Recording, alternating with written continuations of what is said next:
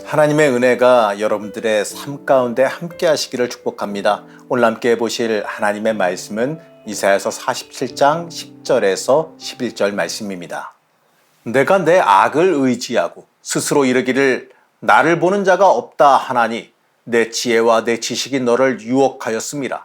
내 마음에 이르기를 나뿐이라 나 외에는 다른 이가 없다 하였으므로 재앙이 내게 임하리라. 그러나 내가 그 근원을 알지 못할 것이며 손해가 내게 이르리라. 그러나 이를 물리칠 능력이 없을 것이며 파멸이 호련히 내게 임하리라. 그러나 내가 알지 못할 것이니라.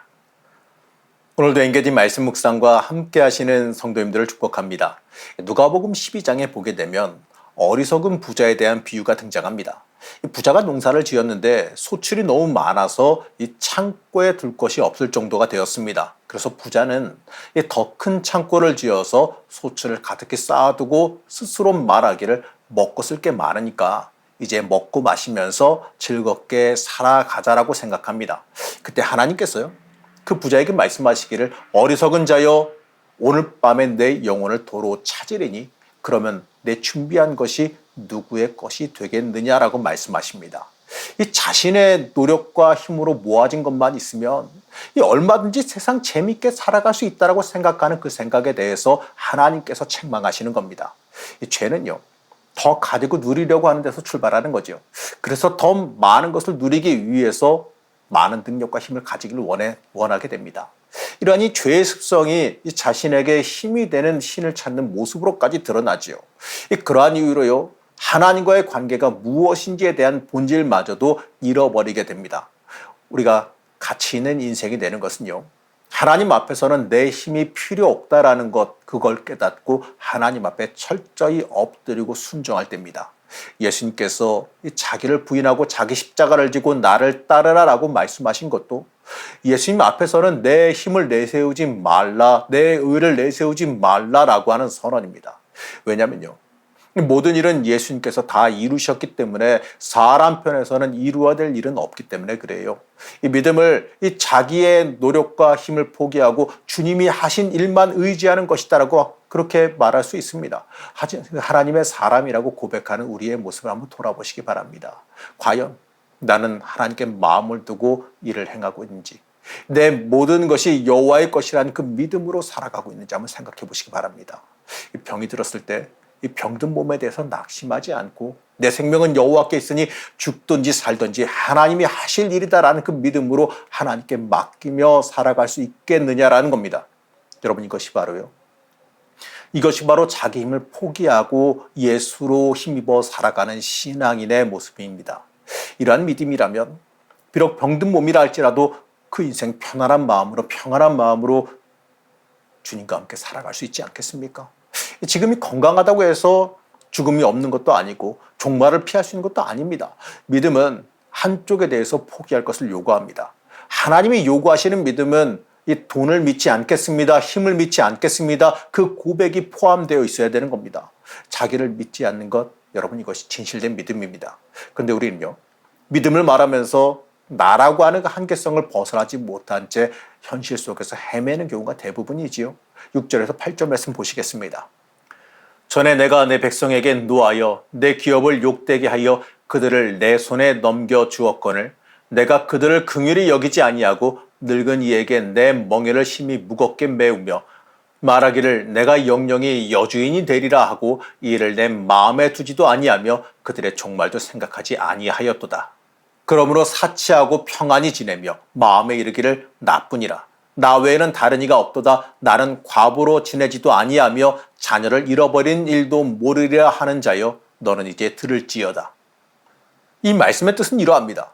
이스라엘이 범죄하자 하나님은 그들을 징계하셔서 바벨론의 포로가 되게 하실 것이다라고 예언을 하십니다. 그런데 그 이스라엘이 멸망당하고 이 바벨론의 포로가 되자 바벨론은요, 그 일의 배후가 하나님이 계신다라는 것, 하나님께서 그렇게끔 허락해 주셨고 하나님께서 그렇게 힘을 주셨다라는 것을 잊어버린 채 이스라엘을 핍박하며 하나님을 무시했다라는 겁니다. 여호와를 신으로 섬기는 그 민족을 점령하고 그들을 종으로 부리고 있는 만큼 여호와도 이 자기들의 힘에는 별 수 없다라고 생각한 것, 바로 자기들에게 굴복당했다라는 것, 자기들 신들의 그 패했다라는 것, 자기 힘들의 그 아래에 있다라고 생각했다라는 겁니다. 바벨론은요, 자기 힘에 취해 살아간 거예요.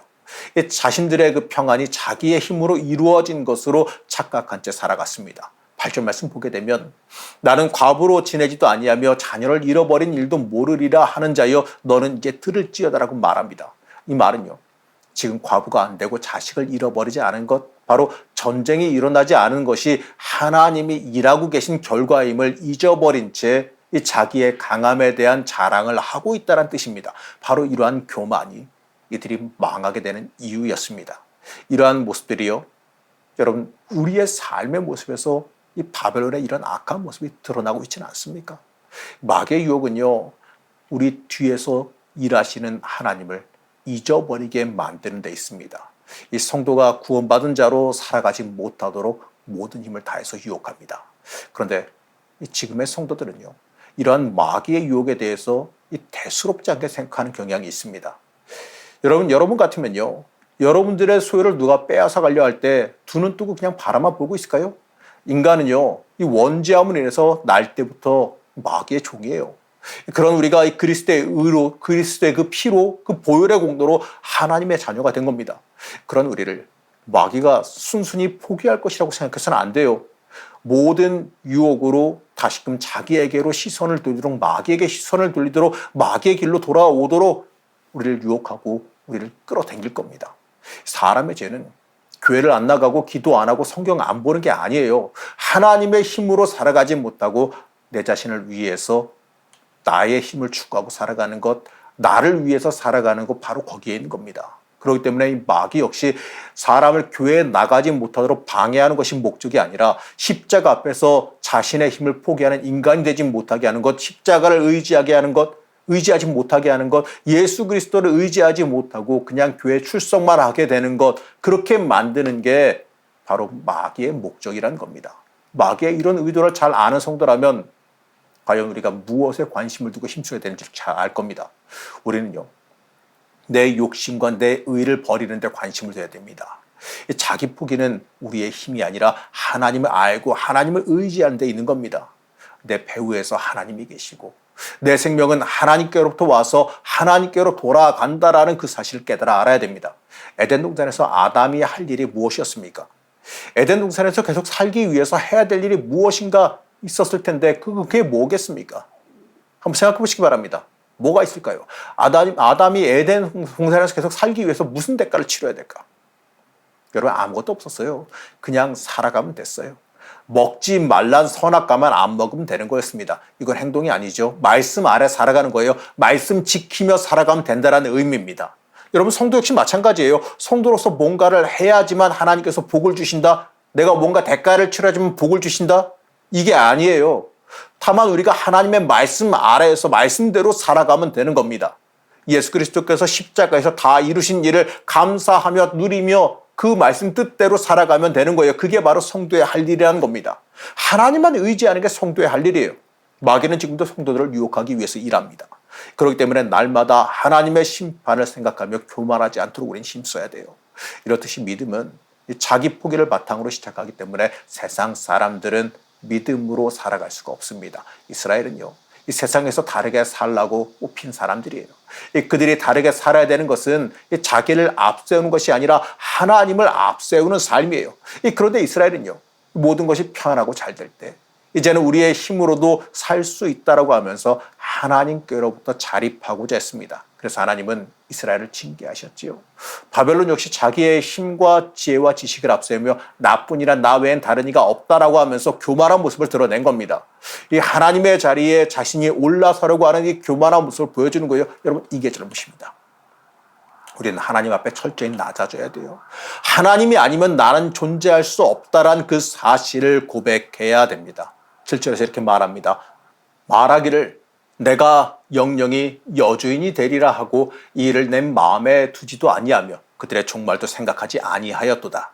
하나님께서 주신 권세라는 것을 잊어버리고 계속해서 모든 것의 주인인 것처럼 행한 그 바벨론의 이 모습이 하나님 보시기에 패망해야 마땅한 모습이었다는 겁니다. 여러분, 우리도요, 하나님의 자리에 내가 올라서려고 하면 패망하게 돼 있어요. 여러분, 우리는 무엇을 보며 살아갑니까? 이 믿는다는 말은요, 이 수없이 많이 우리가 말을 하면서 믿는다라고 수없이 많이 말하면서 돌아서면 결국 내 뜻대로 살아가고 내 지혜와 내 지식과 경험을 앞세우고 살아가고 있지는 않습니까? 우리 자신의 삶에, 내 인생의 삶의 잘못됨에 대해서 깊은 회개가 있어야지요. 하나님께서 우리를 구원하시기 위해서 오직 그리스도의 보혈을 사용하십니다.